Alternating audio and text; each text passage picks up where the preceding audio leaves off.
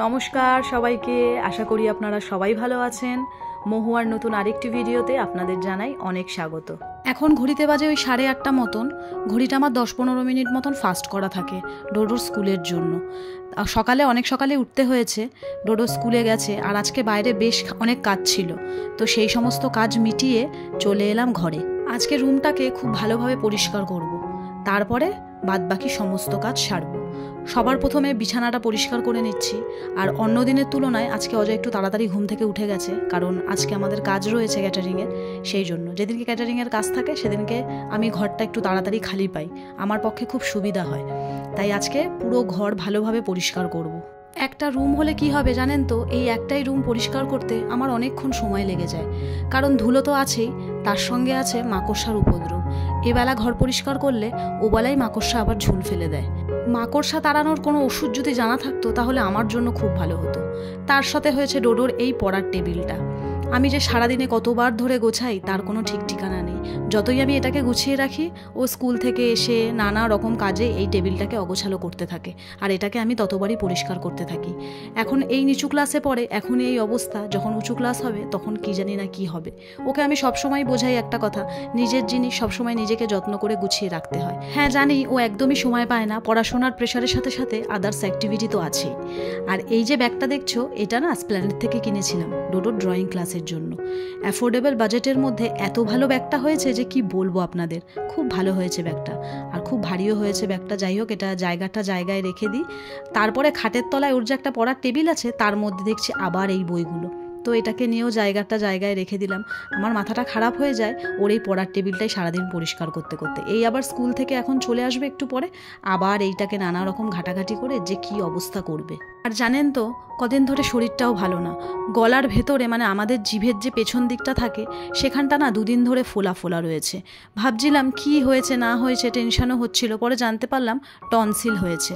তো সেরকম কোনো অসুবিধা হচ্ছে না, সামান্য ঢোকটা গিলতে গেলে একটু লাগছে, তাই ভাবছি একটা ডক্টর দেখিয়ে নেব। কারণ এখন শরীরে ছোট ছোট জিনিস থেকেই এমন কিছু হয়ে যায়, তাই খুব ভয় লাগে। আর আমি মনে করি শরীরে এখন কোনো জিনিসকেই গাফিলতি করা উচিত না। ছোটোখাটো জিনিস কিছু শরীরে দেখা দিলেই ডক্টর দেখিয়ে নেওয়া সব থেকে বেস্ট।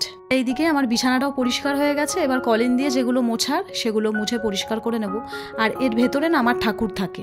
যখন এখানে প্রথম ভাড়া এসেছিলাম তখন ঠাকুর রাখা নিয়ে ভীষণ একটা সমস্যা হচ্ছিল, কারণ একটাই ঘর তো, আর পাশের যে ঘরটা আছে ওখানে তো ক্যাটারিংয়ের সমস্ত জিনিস রাখা হয়, ওখানে তো একদমই জায়গা নেই। তো সবার প্রথমে এই জানলাটার নিচে যে খালি জায়গাটা আছে ওখানে ঠাকুরটা রাখতাম, কিন্তু তারপর দেখছি এখানে ছোঁয়া লেগে যায়। তারপরে অজয় দোকান থেকে নানা রকমের মানে ঠাকুর রাখার ওই যে তাকগুলো হয় সেগুলো এনে ওই ওপরটাতেই খুব সুন্দরভাবে একটা ঠাকুরের জায়গা বানিয়ে নিয়েছে। আর আমরা যেমন গুছিয়ে পরিষ্কার পরিচ্ছন্নভাবে থাকবো, তাদেরকেও তো সেইভাবে রাখতে হবে, তাই না? তাদের জন্যই তো সব কিছু। হ্যাঁ, এখন অনেকে বিশ্বাস করে, অনেকে বিশ্বাস করে না। আমি মনে করি সেটা সম্পূর্ণ তাদের মতামত। হ্যাঁ, আমি বিশ্বাস করি। বিশ্বাসে মেলায় বস্তু, আমার ঠাকুমা সবসময় এই কথাটা বলতো। আমি যেমন নেগেটিভ এনার্জিকেও বিশ্বাস করি, তেমনি পজিটিভ এনার্জিকেও বিশ্বাস করি। ঠিক আছে, তো চলো, অনেক কথা বললাম। আর কথা বলতে বলতে ঘরের অনেকটা কাজও কিন্তু আমি সেরে নিয়েছি, মানে প্রায় হয়েই গেছে সব কাজ। এখন চট করে স্নান করব। আর স্নান করে চলে এলাম ঠাকুর ঘরে। ঠাকুর ঘর তো না, মানে এটাই আমার ঠাকুর ঘর, এটাই আমার সব কিছু, পুজোটা করে নেবো। আর আজকে গাছে অনেক ফুল ফুটেছিল, আর যেদিনকে ফুল ফোটে সেদিনকে ঠাকুরের পুজো করতে তো একটা আলাদাই মজা লাগে, আর পুজো করতেও অনেকটা সময় লাগে। এখন বাজে ওই 11টা মতন। আজকে অনেকটাই বেলা হয়ে গেল চা খেতে। প্রথমে ভাবছিলাম চা খাবো না, তারপর ভাবলাম যে না, চা না খেলে তো আমার দিন চলবেই না, তাছাড়া গলাটাও একটু ব্যথা রয়েছে, চাটা খাই। আর কাকিমা দিয়েছিল এই ঝাল সুজিটা, এটা দিয়ে একেবারে ব্রেকফাস্ট করেও নেব আর চাটাও খেয়ে নেব। তেলটা খালি হয়ে গেছিলো, ওটাও ঢেলে নিলাম। কালকে শ্বশুরমশাই নিয়ে এসেছিলো একজোড়া ইলিশ মাছ। কালকে আর রান্না করিনি, কালকে অলরেডি অজয় মাছ এনে ফেলেছিল, ফ্রিজে রেখে দিয়েছিলাম, তাই মাছটাকে আজকে রান্না করব। তবে হ্যাঁ, মাছটাকে কেটে আনিনি, আমি এর আগে না কখন ইলিশ মাছ কাটিনি। কেটেছি, জানি না কীরকম কী হয়েছে, কারণ ও বাড়ি থাকতে শাশুড়িমাই এইসব মাছ টাছ কাটতো। আর ডোডোর রয়েছে ওখানে 2টো রুই মাছ, সেটাও শ্বশুর নিয়ে এসেছিলো, কারণ জানে তার নাতি ইলিশ মাছ খেতে পারে না। আর এই যে মাথাটা, এটা দিয়ে একটা সব সবজি দিয়ে তরকারি বানাবো। তো এখানে নুন হলুদটা মাছে মাখিয়ে নিলাম, আর সর্ষে গুঁড়োটাও ভিজিয়ে দিচ্ছি। আজকে সর্ষে দিয়ে ভাপা করব, কারণ ওই গোটা সর্ষেটা না আমি অজয় কেউই খেতে পারি না, আমাদের অম্বল হয়ে যায়। আর এই দেখো, মাছের মাথাটা দিয়ে কাঁঠালের দানা দিয়ে সব সবজি দিয়ে তরকারিটা বানাচ্ছি। আর আজকে একটু ইলিশ ভাপায় বেগুনও দেবো। বেগুনগুলোকে বেশ একটু পাতলা পাতলা মতন করে কেটে ভেজে যখন মাছটা হয়ে আসবে তখন তার মধ্যে দেবো। আর এই যে পুরো ইলিশ মাছের রেসিপিটা, এটা তোমরা আমার ফুড চ্যানেল মহুয়া ফুড কিচেনে পেয়ে যাবে, কিন্তু অবশ্যই গিয়ে একবার দেখো। আর ওদিকে আমি চালটা ধুয়ে একটু ভিজিয়ে রেখে দিলাম। আর এদিকে একটা অবস্থা হয়েছে দেখো, আমি ফ্রিজের থেকে একটা আইসক্রিম বার করে রেখেছিলাম খাবো বলে, আর কাজের তালে আমি ভুলেই গেছিলাম যে আমি ফ্রিজ থেকে আইসক্রিমটা বার করে রেখে দিয়েছি। আর ওটার অবস্থাটা একবার দেখো, কি যে বাজে খেতে লাগছিল। মানে এটা আমার একটা খুব প্রিয় আইসক্রিম, আমার তখন নিজের ওপর এতটাই রাগ ধরছিল, কিন্তু ফেলে দিতেও মায়া করছিল, পয়সা দিয়ে কেনা তাই আর কি করবো, ওই গলা আইসক্রিমটাই খেলাম। আর তারপরেই বসে গেলাম লাঞ্চ নিয়ে। মাছটা ছোট হতে পারে, কিন্তু মাছটার অসাধারণ টেস্ট ছিল, খুব ভালো হয়েছিল মাছটা।